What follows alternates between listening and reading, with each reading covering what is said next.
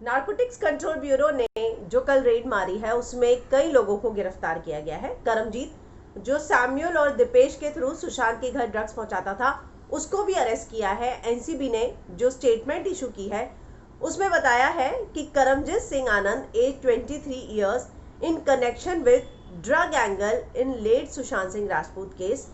NDPS ने उसके पास से जो है गांजा, चरस ये सब रिकवर किया है। तो एक बहुत बड़ी अपडेट है कि करमजीत के पास से बहुत सारा गांजा पकड़ा गया है। इतना ही नहीं, अगर उनकी स्टेटमेंट में ये भी बताया गया है कि Divyan was arrested from Dadar, 500 gram of ganja उसके पास से भी पकड़ा गया है। ये सारी की सारी जो है रेड है अनुज केसवानी के बयान के बाद जो है डाली गई।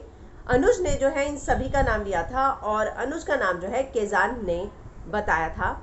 अनुज केसवानी जो है सप्लायर था, कई कॉन्ट्राबैंड जो है वो सप्लाई करता था।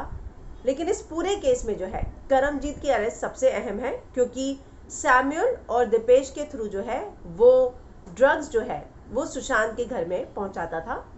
करमजीत शौविक का जो है बचपन का दोस्त है, उसके स्कूल का फ्रेंड है, कॉलेज में भी थे साथ में। और एनसीबी ने जब शौविक का स्टेटमेंट लिया था तब उनसे करमजीत के बारे में पूछा था, तो उसने कहा था कि मुझे सिर्फ उसका नंबर याद है, मुझे उसका घर कहाँ है ये सब मुझे नहीं पता। जो सीडीआर सामने आया था उससे ये बात सामने आई थी कि सैम्यूल और करमजीत जो है आपस में टच में थे।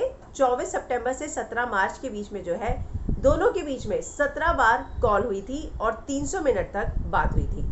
और जो जायद का सीडीआर सामने आया था उससे ये बात सामने आई थी कि उसमें ऋषभ ठक्कर का भी नंबर है। इतना ही नहीं, करमजीत के सीडीआर में बसित परिहार और करण अरोड़ा का भी नंबर था।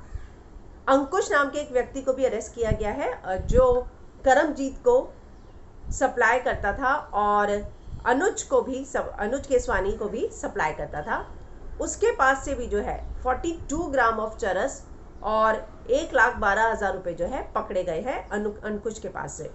तो इस तरह लगातार जो है एनसीबी रेड मार रही है, कई लोगों को पकड़ रही है। सुशांत केस में जो उनका प्रेस स्टेटमेंट आया है, जो सुशांत केस में करमजीत की अरेस्ट जो है सबसे बड़ी मानी जा रही है, क्योंकि उसका डायरेक्ट कनेक्शन जो है वो दीपेश और सैम्यूल के साथ था।